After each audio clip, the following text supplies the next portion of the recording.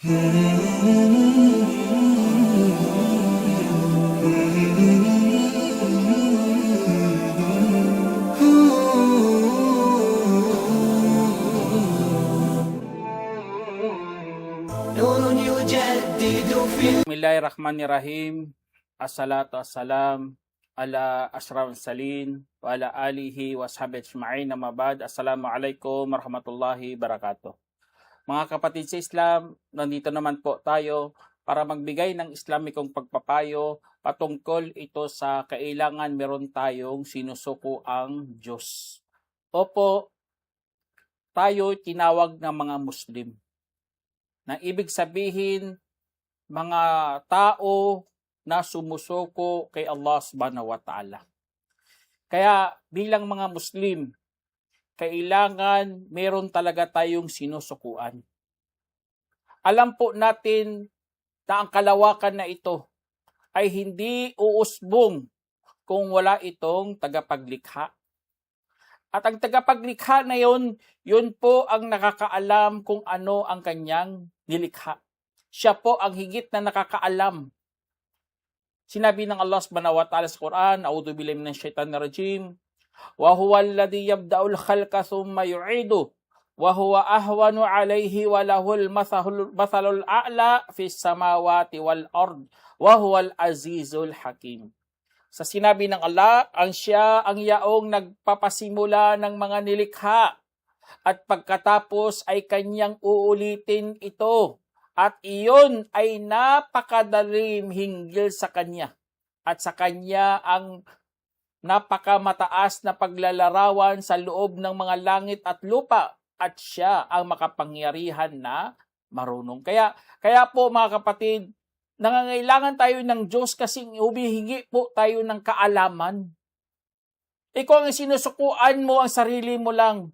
Kung sumusuko ka sa iba, hindi sa Diyos, hindi mo talaga maabot ang totoong kaalaman.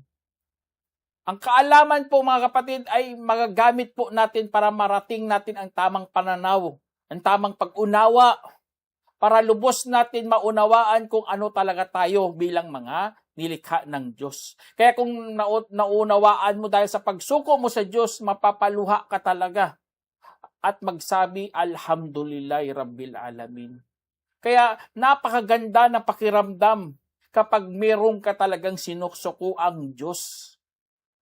Kaya huwag nating gayahin ang mga mapagtakwil, ang mga hindi nananampalataya kasi meron silang natutunan sa mundo. Ngunit ito po ay kanilang natatanaw lang dito sa buhay sa mundo. Katulad ng sinabi ng Allah, Ya'lamu dhahira minal hayatid dunya wa hum anil akhirati hum ghafilun.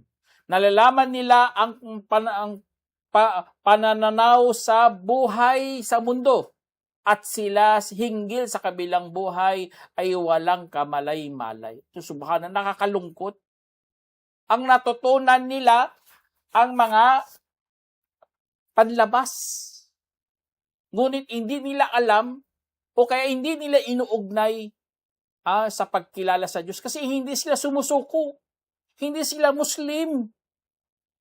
Kaya alhamdulillah, bilang mga nilikha, bilang mga alipin ng Allah, tayo hindi lang kinikilala ang Diyos bagkos tayo sumusuko. Kaya natutunan talaga natin ang mundo, pati na rin ang pagkalika ng mundo na ito'y lahat pagsubok lamang ng Allah. Kaya kung wala kang sinusuko ang Diyos, paano mo malalaman? Akala mong mundo, magpaparami ka lang. Akala mong mundo, magpapayaman ka lang. Pagyayabang sa bawat isa, kailangan meron kang achievement sa buhay. Subhanallah. Kaya sila talaga ay nasa walang kamalay-malay sa kabilang buhay. Kaya pagdating ng araw paghukom, masyasyak talaga sila doon. Mangangamba talaga sila doon na hindi na sila makakabalik. Kaya bilang mayroon pang pagkakataon, kailangan mayroon ka talagang Diyos na sinusukuan. Kung wala kang Diyos na sinusukuan niya, talagang malilihis ka kapatid. Kasi nga mawawalan ng balanse ang buhay mo. Kaya sa sobrang lungkot, nalihis sila. Sa sobrang kasiyahan, nalilihis din sila. Sa sobrang yaman, nalilihis din sila. Wala silang balansi. Hindi katulad natin, alam natin ang dunya, alam din natin ang akhirah. At binabalansi po natin kasi alam natin ito ay mga pagsubok ng Allah subhanahu wa ta'ala na kailangan nating malalampasan. Kaya tama talagang mayroong sinabi si Allah, sabi niya, awalam yatafakkaru fi anfusihim ma khalaqallahu samawati wal ard wa ma bainahuma illa bil haqqi wa ajalin musamma wa inna katsiran minan nasi bi liqa'i rabbihim lakafirun. Sabi niya, hindi baga sila nagmumuni-muni hinggil sa kanilang mga sarili, hindi nilikha ni Allah ang mga langit at lupa at ang anumang nasa pagitan ng dalawang ito, maliban ng may katotohanan at may nakatakdang palugit. At katiyakan, napakarami mula sa mga tao sa pakikipagtagpo sa kanilang Panginoon ay talagang mga mapagtakwil. Subhanallah, nakakatakot. Kasi nga, nilikha ng Allah subhanahu wa ta'ala lahat dito ng may katotohak wa ajalin musamma. May nakatakdang palugit. Kaya kung ikaw nasa katotohanan kasi nabalansi mo ang buhay mo, ay talagang hindi ka talaga mamamangha sa sarili mo, kapatid. Hindi ka makapag-isip ng masama. Hindi ka magmalaki, magmataas na ikaw umabot sa ganito. Kasi nga, meron kang katotohanan at alam mo rin ang lahat ng mga natatamo mo dito sa mundo ay merong nakatakdang palugit. Ibig sabihin, mayroong katapusan. Merong ka pang ibang patutunguhan. Ngunit ang mga mapagtakwil, mga kafirun, hindi na sila makapag-isip na makipagtagpo sa kanilang Panginoon. Kasi nga, nakatuldok na yan sa kanila na ito lang ang buhay sa mundo. Kaya, enjoy lang, magalak na lang tayo dito, subhanallah. Ito lagi nating marinig. Kaya, nawawalan talaga sila ng tamang asal, nawalan sila ng tamang aral. Kaya, bilang mga Muslim, wag na wag ka talagang magiging mapagtakwil sa Diyos.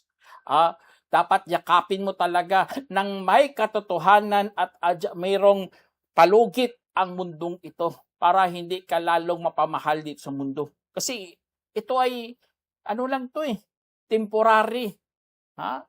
Lang siya, binigyan lang ng Allah ng saya, ngunit merong katapusan. Matatapos ka agad. Kaya kung wala kang Diyos na sinusukuan, ay talagang magpapakasama ka talaga, kapatid. Kasi wala kang sinusunod. Walang alintuntin na ibinigay ang Diyos para sa iyo. Walang kapamaraanan ng mga mensahero na ipinadala ng Diyos. Kanya-kanya. Gawa sila ng doktrina, gawa sila ng mga batas, kahit naliligaw na sila, kahit nalilinihis na sila. Kaya tuloy, nahahantong ito sa kawalan ng kontrol at kapayapaan at kaayusan. Nawala lahat yan. Kanya-kanya. Kaya alhamdulillah tayo sumusuko sa Diyos. Kasi ang Diyos, mayroong batas na kung gagamitin mo ay talagang matutuwid mo talaga ang iyong pag-iisip, ang iyong mga pananaw, pati na rin ang iyong pag-uugali, pati na rin ang lahat ng mga lipunan. Kasi nga, mayroong kang Diyos na sinusukuan. Ganun po, mga kapatid. Kaya alhamdulillah, sa mundo, sa mundo dapat magkakaisa po tayo sa pagkilala sa Diyos at pagsamba at sa pagsuko. Ngunit kung wala kang Diyos na sinusukuan, ay talagang magkawatak-watak talaga. Lalo na sa kabilang buhay, itong napakasakit sa lahat. Dito sa mundo, nakikitaan na natin sila Wala silang Diyos na sinusukuan, hiwalay sila. Paano na pagdating ng araw ng paghukom?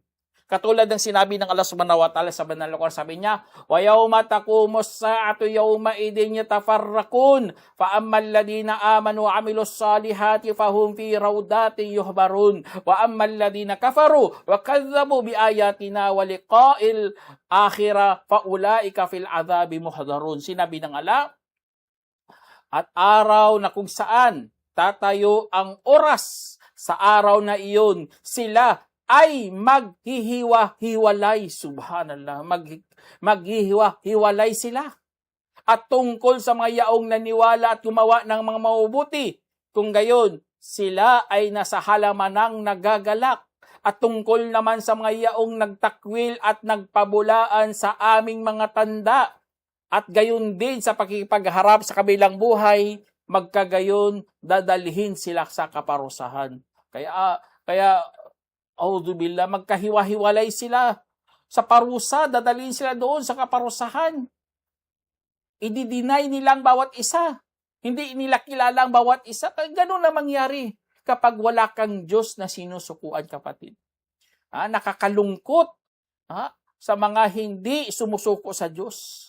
Kaya dahil sa mga pinanggagawa nila, lumalabis ang kanilang mga pithaya. Ang pithaya po yun ang pagnanasa na kailangan nating tigilan. Kailangan merong kang takot sa Diyos kasi kung sumobra yan, ay mapapawasak talaga ang iyong buhay. Katulad ng sinabi ng Allah, sabi niya, patiisin mo ang iyong sarili kasama ng mga yaong nananalangin sa kanilang Panginoon sa umaga at gabi na humahangad ng kanyang mukha. At huwag mong itututok hinggil sa kanila ang iyong mga paningin na nagnanais ng palamuti sa buhay sa mundo. At huwag mo ring susundin ang sinumang pinalingat namin ang puso niya hinggil sa pag-alaala sa amin at sumunod sa kanyang pithaya at naging kalabisan pa ang kanyang kalagayan. Tingnan nyo, kalabisan pa ang kanilang kalagayan. Kasi nga, ganun sila sobrang pithaya. Tingnan nyo, nagpapatato sila, halos puno na sa katawan nila, pati sa mukha nila, pati dila nila. Ayun, lumabis kasi. Wala kasi silang Diyos na sinusukuan.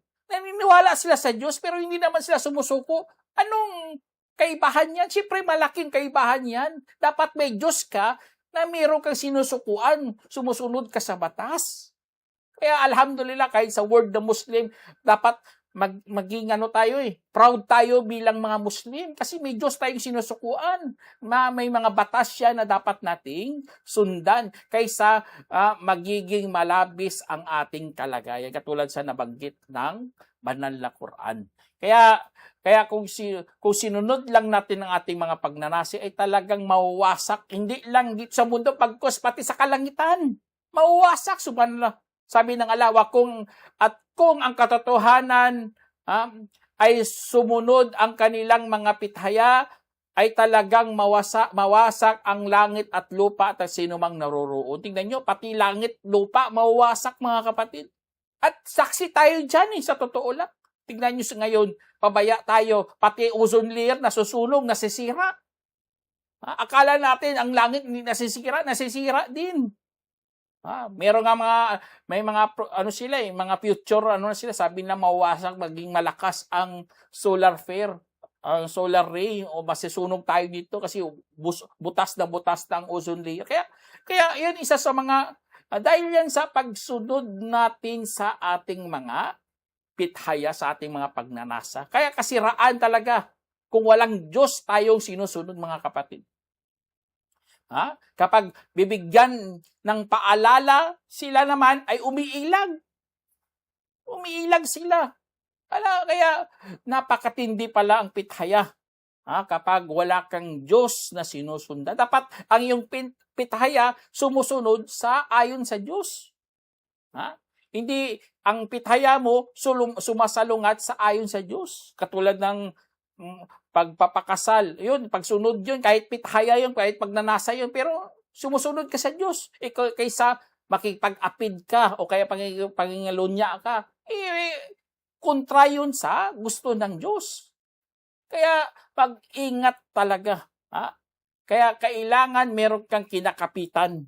Yun ang may Diyos ka na sinusukuan.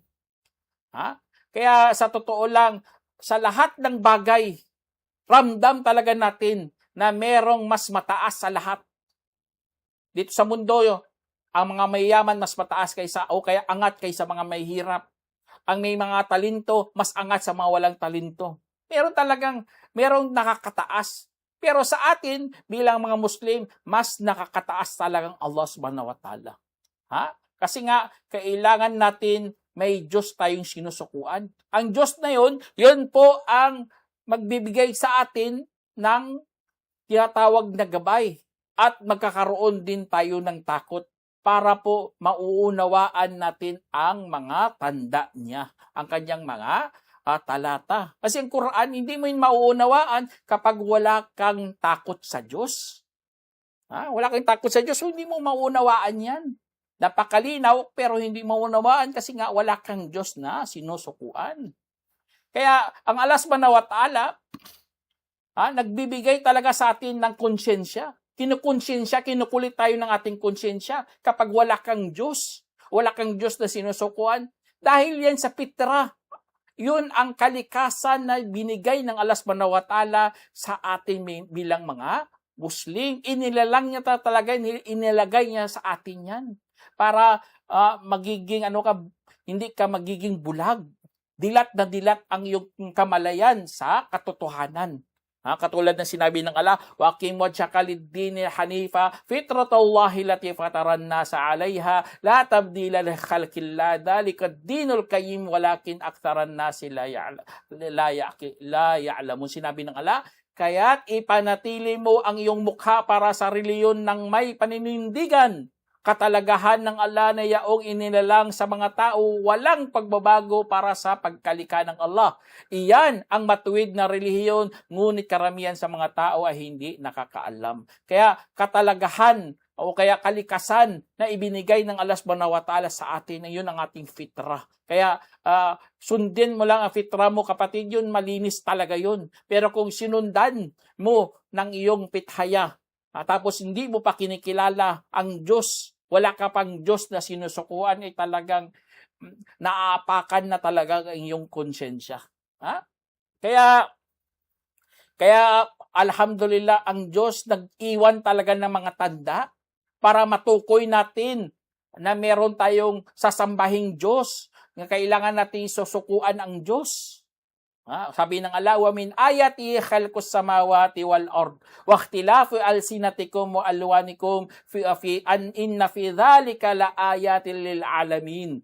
At isa sa mga palatandaan ay pagkalikha ng mga langit at lupa at pagkakaiba ng inyong mga dila at inyong mga kulay. Tunay sa mga ganito ay sadyang mga tanda para sa mga maalam. Kaya tingnan nyo, kapag may alam ka na pala, nagiging malinaw sa iyong tanda.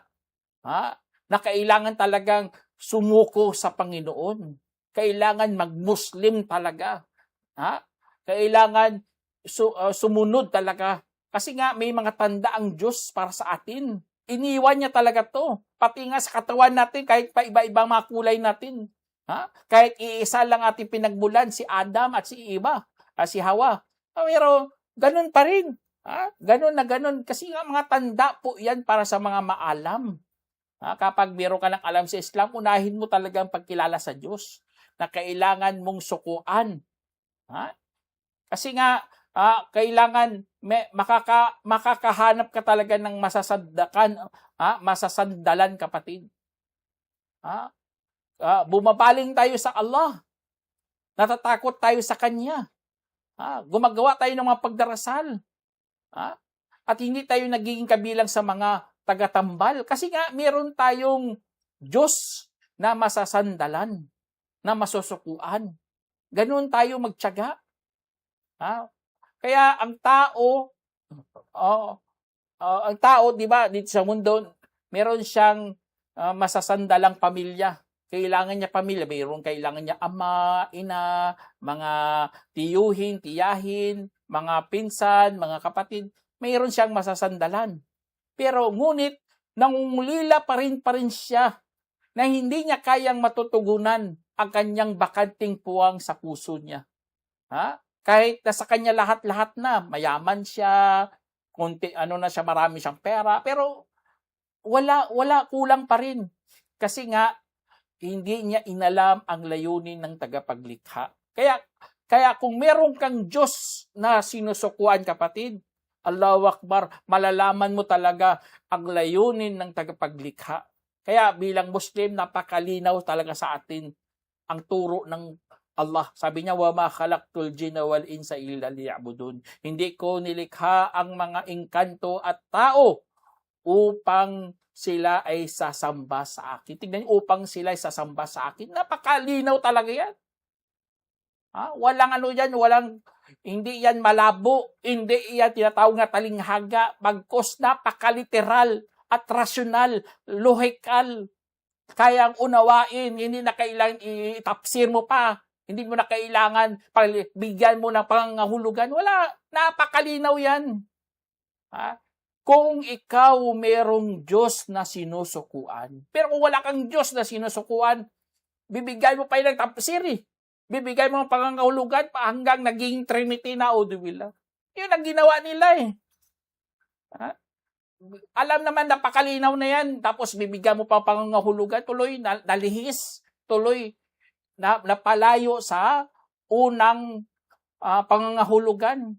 Tumalon ka sa napakalayo. Kaya alhamdulillah bilang Muslim, meron tayong Diyos na sinusukuan. Para meron tayong tamang layunin sa buhay. Kaya lagi nyo marinig tong hadith na ito, sabi sa hadith, innamal a'malu binniyat wa inna likulli imri'in ma nawa faman kanat hijratuhu ila Allah wa rasulihi fa hijratuhu ila Allah wa rasulihi waman kanat hijratuhu lidunya yusibuha aw imra'atin yunkiha fa hijratuhu ila ma hajara ilay. Na inulat ni Omar bin Khattab radhiyallahu anhu na sinabi ng mensahero sallallahu alaihi wasallam, katotohanan ang gawain ay tanging nakabatay sa mga hangarin at sa bawat tao ay naayon lamang sa kanyang hinangad. Kaya ang sino mang naging paglikas niya ay patungo sa Allah at sa kanyang mensahero. Kung gayon, ang kanyang paglikas ay patungo kay Allah at sa kanyang mensahero. At ang sino mang naging paglikas niya ay para sa mundong na matatamo o sa babaeng pakakasalan. Kung gayon, ang kanyang paglikas ay patungo sa kanyang inilikas. Isinalaysay ni Bukhari at Muslim. Kaya, alhamdulillah, nagkakaroon talaga tayo ng tamang layunin. Kasi nga, mayroon tayong Diyos na sinusukuan, mga kapatid. Kaya itong advantage talaga nga tinatawag natin sarili natin na mga Muslim po tayo. Hindi ka talaga mawawala. Kasi kung wala kang Diyos na sinusukuan, ay talagang hanap ka ng iba pang Diyos hanggang mapunta ka sa huwad na Diyos. Hanap ka doon ng pamamagitan na udubillah. Tingnan nyo ka nangyari sa iba, pati ribulto sasambahin na, pati bato, plastic, ano pa dyan. Kasi nga wala silang Diyos na tunay na sinusukuan, kaya sumuko sila sa mga bato, sa mga ribulto, ano pa dyan. At humingi pa sila ng tagapamagitan. Nangyari sa krus, katulad sa krus. Sinambal ng krus. Audubillah. Kaya sinabi ng Allah, walam yakun lahum min syurakaihim syufa'a wa kanu bi syurakaihim kafirun. Sinabi ng Allah, kafirin sinabi ng Allah, at hindi mapasa kanila mula sa kanilang mga katambal na maging mga tagapamagitan. At sila sa kanilang mga katambal ay naging mga mapagtakwil. Tingnan nyo, napakatindi talaga dito. Dito sa mundo, humingi sila na sana maging tagapamagitan namin kayo. Pagdating nila sa araw ng paghukom, hindi na sila, magtakwil sila, tatakwil nila mga katambal.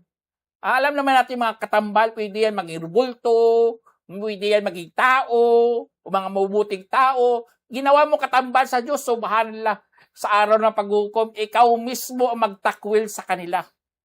Kasi nga nakita mo walang kapangyarihan, hindi makapagbigay ng pamamagitan sa tao. Kaya itutuloy, gagawin niya, itatakwil niya yun. Wala ka palang silbi, wala ka rin saysay, hindi mo ka rin makakatulong sa akin. Ganun na mangyari. Kasi nga, nagkamali sila sa pagsuko. Alhamdulillah, mga Muslim po tayo, nahanap na natin ang tunay na Diyos. Kaya, doon na natin lahat iubos ang ating pagsuko. Huwag ka nang susuko kasi huwag kang susuko sa mga Diyos-Diyosan o sa mga katambal mo. Ikaw lamang ang naglagay. Mga kapantay, katambal, o ano pa dyan mga ginawa mo. Sa araw ng paghukom, ikaw rin ang magsisisi. Ha? Kaya unahan mo ng sarili mo na dapat meron ka ng Diyos na sinusukuan bago kukunin ka ng mga huwad ng mga Diyos tapos doon ka sumusuko. Kaya pati nga pagdanasa mo, kapag hindi ka sumusuko sa Diyos, kukunin mo ang iyong pagnanasa at gawin mong Diyos na sinusukuan, subhanallah. Ha? Meron nga nabanggit ang Allah subhanahu wa ta'ala, sabi niya, afara'aita man ittakhadha ilahu hawahu wa adallallahu ala ilm wa khatama ala sam'ihi wa qalbihi wa ja'ala ala basarihi gishawa faman yahdihi min ba'dillahi afala tadhakkarun.